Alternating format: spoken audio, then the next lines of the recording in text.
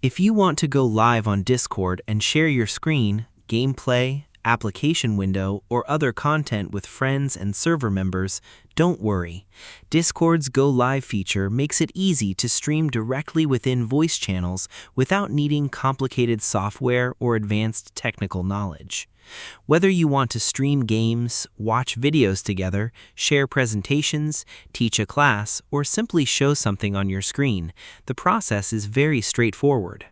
The good news is that you can start streaming on Discord in just a few minutes.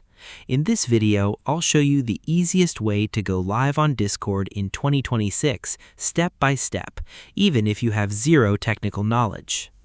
First, open Discord and sign in to your account. Make sure your Discord application is updated to the latest version for the best streaming performance and feature compatibility. Next, join a voice channel in a server where you have permission to stream. You can also use a direct message call or group call if you want to share your screen with specific friends instead of an entire server. Once you are connected to a voice channel, look near the bottom left corner of the Discord window. You should see a button labeled Share Your Screen or a screen sharing icon. Click this button to begin the Go Live setup process. A window will appear showing the applications and screens currently available for sharing.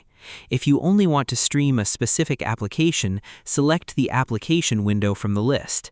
If you want viewers to see everything on your screen, select your entire display instead. After choosing what you want to share, review the streaming settings. Discord may allow you to choose options such as resolution, frame rate, and stream quality depending on your account features and server capabilities. Once everything looks correct, click the Go Live or Share button. Your stream will start immediately, and other people in the voice channel will be able to join and watch. While streaming, you can continue using your computer normally. Discord will display indicators that your screen is being shared. If you need to switch applications, viewers will see the selected screen or window according to the sharing option you chose. Another useful feature is audio sharing. If you stream an application window, Discord can often share the application's audio along with the video. This is especially helpful for gaming, presentations, music demonstrations, and video playback. If viewers report lag or poor video quality, try lowering the stream resolution or frame rate. Closing unnecessary applications can also improve performance and reduce strain on your computer and internet connection.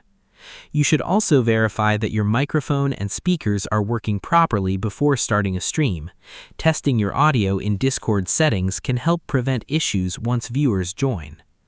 If the Go Live button is missing, make sure you have permission to stream in the server. Some server administrators restrict streaming features to specific roles or members. For the best streaming experience, use a stable internet connection. A reliable Wi-Fi network or wired connection can significantly improve stream quality and reduce interruptions. When you are finished streaming, simply click the Stop Streaming button or disconnect from the voice channel. Your live stream will end immediately for all viewers. So, that's the easiest way to go live on Discord in 2026. The main steps are joining a voice channel, clicking the screen sharing button, selecting the screen or application you want to stream, reviewing the streaming settings, and starting your live broadcast. Most users can begin streaming within just a few minutes using these simple methods. If this tutorial helped you, make sure to like the video and subscribe to the channel for more Discord tutorials, streaming tips, and beginner-friendly tech guides. Thanks for watching, and I'll see you in the next video.